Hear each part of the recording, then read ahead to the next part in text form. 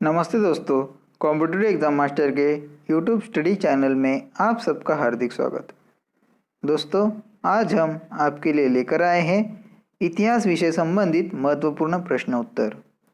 दोस्तों, हमने इस वीडियो में प्राचीन इतिहास, मध्यकालीन इतिहास और आधुनिक इतिहास से जुड़े हुए काफ़ी महत्वपूर्ण प्रश्न उत्तर कवर किए हैं। हमारा आपसे निवेदन है कि आप इस वीडियो को अंत तक देखें। तो चलिए शुरू करते हैं इतिहास विषय संबंधित महत्वपूर्ण प्रश्न उत्तर भाग 2। महाभारत का अन्य नाम क्या था? महाभारत का अन्य नाम था जय संहिता। महाभारत जिसकी रचना की थी वेद व्यास जी ने, के फारसी अनुवाद की शीर्षक क्या है? यानी महाभारत का जो फारसी में अनुवाद हुआ था वो किस नाम से जाना जाता है? उत्तर है रज्मनामा। आर्यों का भारत आगमन कब हुआ था? आर्यों का भारत आगमन 1500 ईस्वी पूर्व से पहले हुआ था। आर्य पहले कहाँ बसे थे? आर्य मतलब भारत में सबसे पहले जब आर्य आए थे वो कहाँ बसे थे? वो बसे थे पंजाब एवं अफगानिस्तान में। ऋग्वैदिक आर्यों की भाषा क्या थी? ऋग्वैदिक आर्यों की भाषा थी संस्कृत। आर्य लोग भारत कहाँ से आए थे?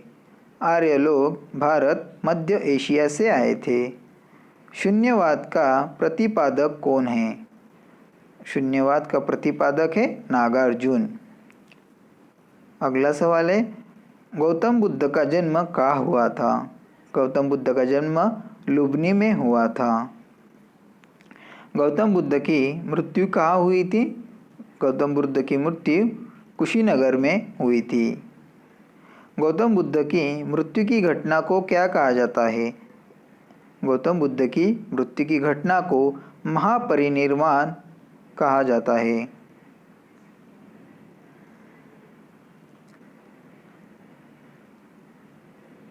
दोस्तों, यह क्वेश्चन कई बार एग्ज़ाम में पूछे गए हैं। हमारा आपसे निवेदन है कि आप इस वीडियो सीरीज़ का पहला पार्ट भी ज़रूर देखिए। अगला सवाल है अपना, गौतम बुद्ध के प्रथम गुरु कौन थे? गौतम बुद्ध के प्रथम गुरु थे अलार कलाम। गौतम बुद्ध द्वारा गृहत्याग की घटना को क्या कहा जाता है? गौतम बुद्ध द्वारा गृहत्याग किया गया था उसे कहा जाता है महाभिनिष्क्रमण।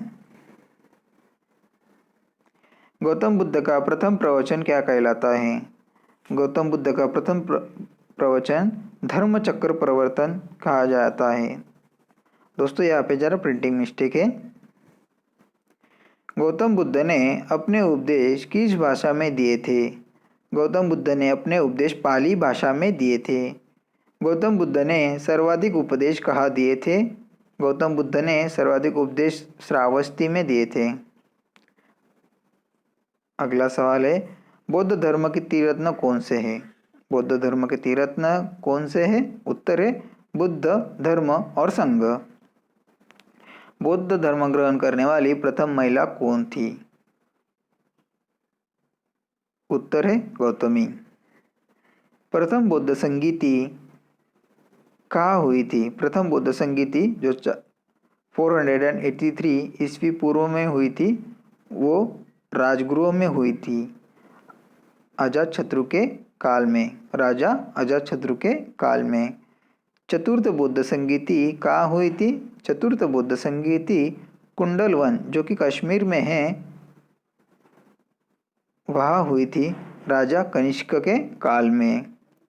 बौद्ध संगीति के आयोजन स्थल का क्रम बताइए। बौद्ध संगीति के आयोजन स्थल का क्रम है पहली राजगृह, दूसरी वैशाली, तीसरी पाटलिपुत्र और चौथी कश्मीर में।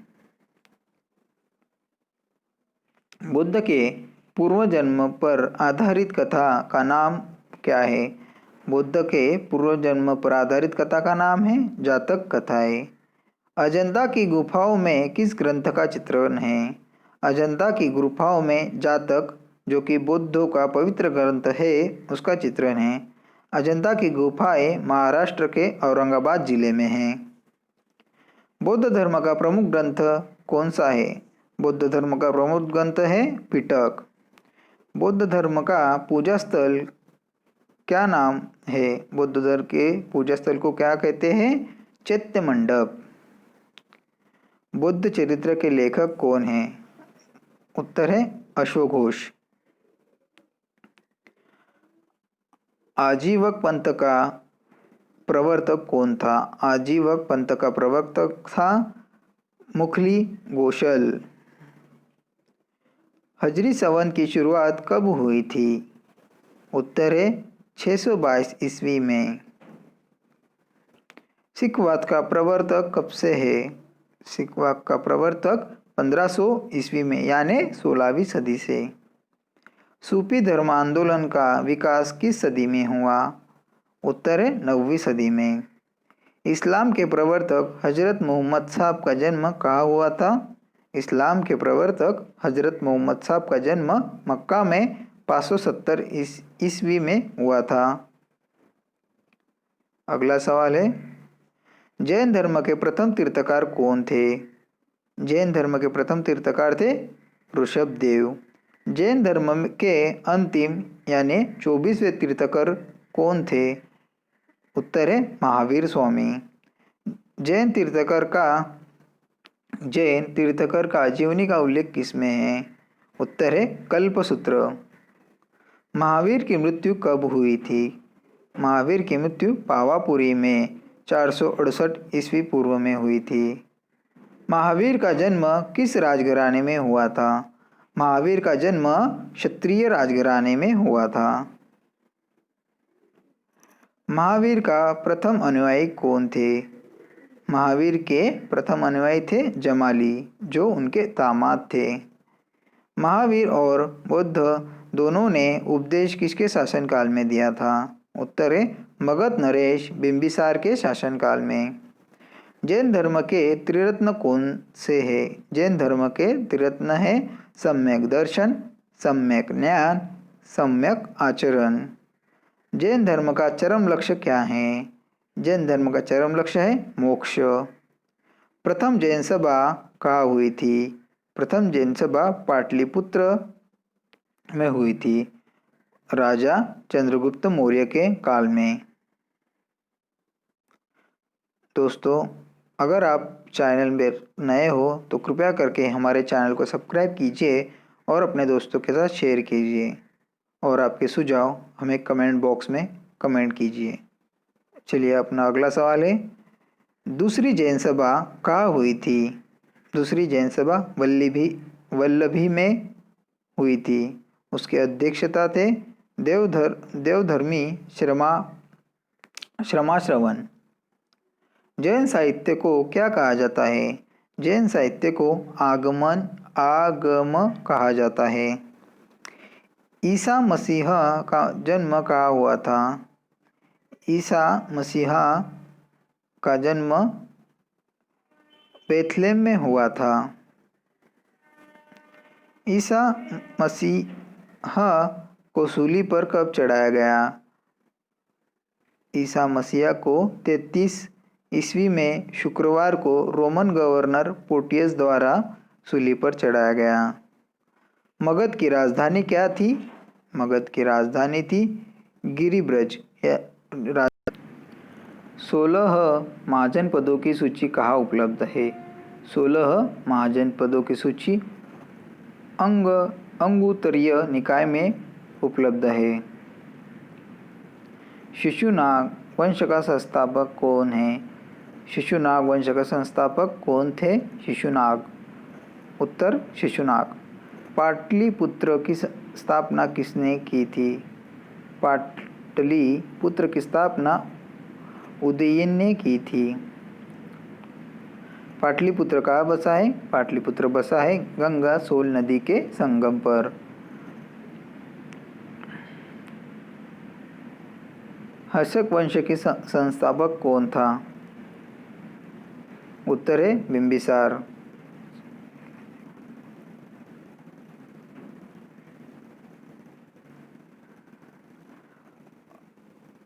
अमित्रघात के रूप में कौन प्रसिद्ध था?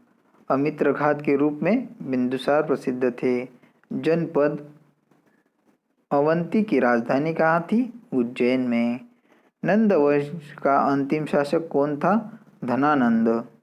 भारत पर सर्वप्रथम आक्रमण किसने किया था? भारत पर सर्वप्रथम आक्रमण ईरान ने किया था। भारत पर आक्रमण करने वाला पहला विदेशी शासक कौन था?